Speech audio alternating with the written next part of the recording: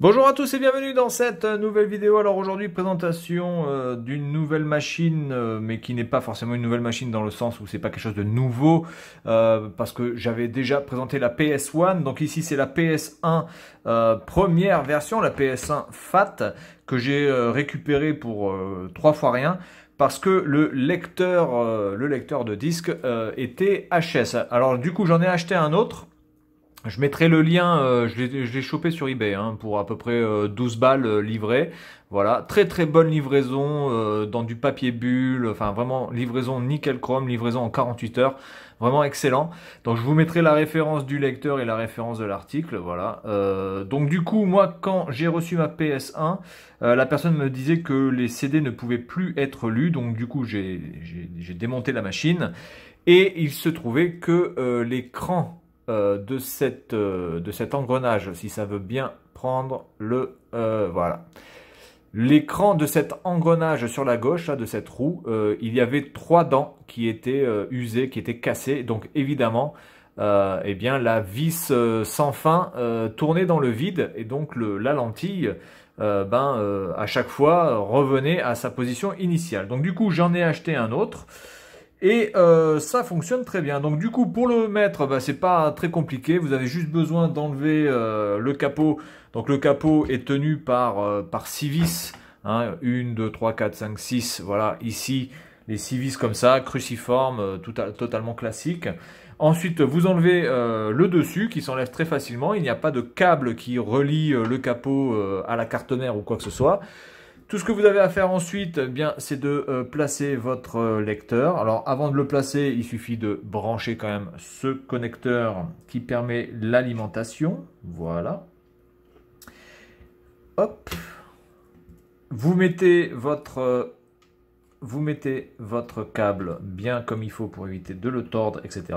Vous mettez le lecteur dans les 3 picots qui sont là, voilà, et tout ce que vous avez à faire ensuite, c'est de mettre ça sur cette partie-là. Alors faites très attention, ça va être la partie la plus délicate. Vous prenez votre temps, il n'y a pas besoin de forcer comme un dératé, prenez votre temps, vous appuyez tranquillement. Alors je vais essayer de le faire là, voilà, hop,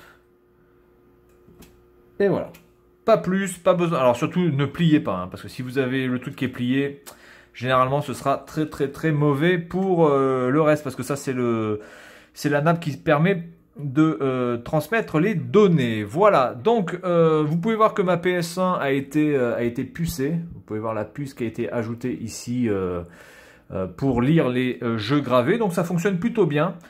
Et par contre, j'ai une question pour les gens qui auraient une PS1 gravée, enfin une PS1 hackée pour les jeux gravés.